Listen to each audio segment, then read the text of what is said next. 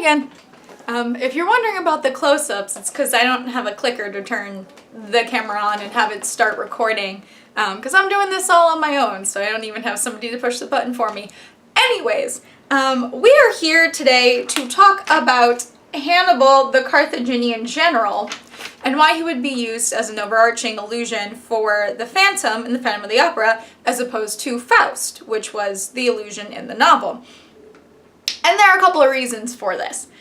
If you listen to my interview with Professor Ryan Obrecht from the University of San Diego, the current classical studies minor program director, at least at the moment of this recording in March of 2019, you'll get essentially a good summary of what this video is going to be about, which is why the illusion works and why Lord Andy would have made it instead of using the Faust illusion that was already present in the novel. Both Ryan and I kind of agree most people wouldn't really know who Hannibal, the Carthaginian general, was in the 1980s if you asked them, but put together with the image on stage of the elephant and the kind of Romanesque era style outfits that the characters wear in the opening of the show, in addition to the line that they sing in that opening song, quote, "to save us from the enslaving force of Rome," you get it by context clues kind of who this guy is supposed to be and what side of the war he's on. He's against Rome, and the people of Carthage think that Rome are the slavers and that he is their liberation. So it's an immediate stance to take, I think would be the best way to put it. It posits Hannibal's character as this anti-evil empire figure, as essentially the rebel leaders from Star Wars, Princess Leia, whoever you would like to name him after. And it's taken Western civilization kind of a while to get to the point where we can posit him from his perspective as not the bad guy, especially since so much of Roman literature from the Second Punic War on definitely depicted him as the bad guy. To quote H.V. Cantor in his evaluation of Hannibal, in his essay, The Character of Hannibal, he says, quote, "In writing their conflict with Hannibal, the Romans faced a good deal of humiliation, either to be acknowledged or explained away. The latter alternative was usually chosen, and its realization was facilitated by depicting Hannibal as either a superman or a monster. The pain of defeat and disaster would obviously be mitigated if these were represented as coming from an antagonist superior to human and natural obstacles, a warrior favored with help and guidance from the more than normal," aka a demon, a phantom, a gargoyle, what have you.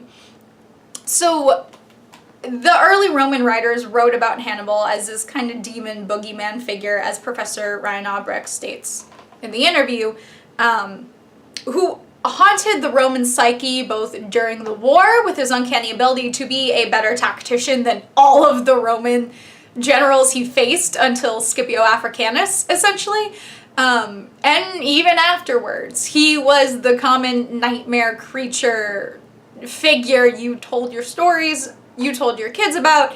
He was that enemy of Rome that Rome had to face to overcome, and Rome made sure to never have another Hannibal after that, because they didn't want to be threatened that way. And it was with the defeat of Hannibal and the conquering of Carthage that Rome essentially was able to take over the Mediterranean afterwards. Carthage was that last stand, and Carthage lost. So Hannibal, a brief summary of Hannibal's character is that his father fought in the First Punic Wars, swore everlasting revenge against Rome, and then indoctrinated his son into the same everlasting revenge. His son took that up, marched into Italy over the Alps with 40 elephants like a madman, and essentially went around Rome for several years, destroying villages, raiding cities, getting Roman allies to turn against Rome, generally causing a panic, almost invading the city twice, I think. The point being that he became such a terror to Rome that the only way to defeat him was to take the battle to Carthage. And that's what Scipio Africanus, who is named Africanus because he defeats Hannibal in Carthage, which was on the African continent.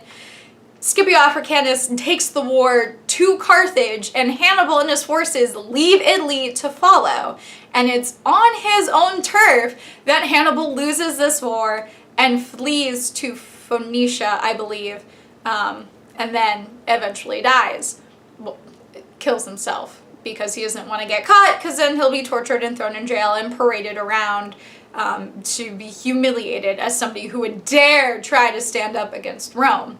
And that's where Phantom comes in. Because if you know anything about the story of Phantom of the Opera, if you've read the book or you've seen the show or watched the 2004 movie on it, you're seeing a lot of points that hit the Phantom's life. He gets defeated on his own turf in his lair, except instead of it being Raoul, it's Christine who essentially defeats him by giving him that act of compassion he always wanted. He flees in the end as well, and if you read the novel, spoiler alert, he kind of literally dies from a broken heart mixed with Christine actually willingly kissing him on the forehead. And that's where the musical gets the, oh, let's have her kiss him twice, and then he like collapses in her arms, and it's almost kind of comedic in a way. The point being, there are a lot of pinpoint moment elements between these two that make sense for why this illusion would be. But not only that, it also works in the song Think of Me on two different levels. Because the fake opera that starts off Phantom of the Opera ends with the aria that Christine sings. It's her debut, the song Think of Me. But in the universe of the opera, in the show, it is the kind of finale goodbye aria sung by Alyssa, who we take to assume is the romantic interest or love of Hannibal. And she sings Think of Me as Hannibal runs away. And that's why a lot of those lines are about saying goodbye and ending and spare a thought for me. And so you see that working at the end of the show, both with her relationship with the Phantom and his relationship to her. She is the one who flees first, and you can tell with his last I love you that he hopes she will think of him from time to time, but he also flees, not just from the opera house, but you take it to assume from Paris completely, because he's being hunted by the police now, and he doesn't want to get caught. So it works in both of those ways, and you see how using Hannibal and his flight and this grand loss of trying to overthrow an established pretentious empire could play into it. Because that's the other thing that Sir Andy is doing in this musical, is using the Phantom's music as a counterpoint, as another alternative for Christine to choose outside of the traditional, more classical operatic music, which Raoul and the others in the opera house and Parisian society come to represent.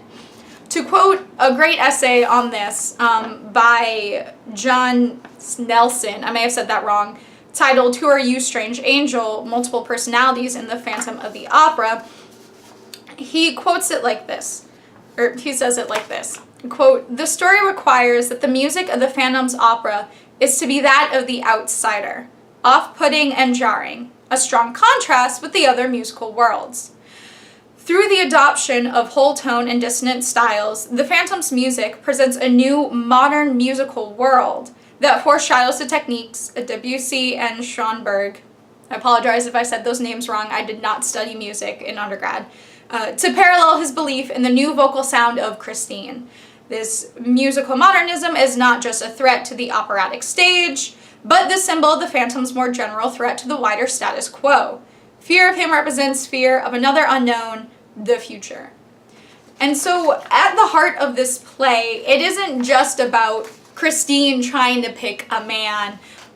It's about really deciding between these two worlds. And like how Rome wins at the end of the Second Punic War, the Parisian society, the status quo, the more conservative music ends up winning at the end of Phantom of the Opera.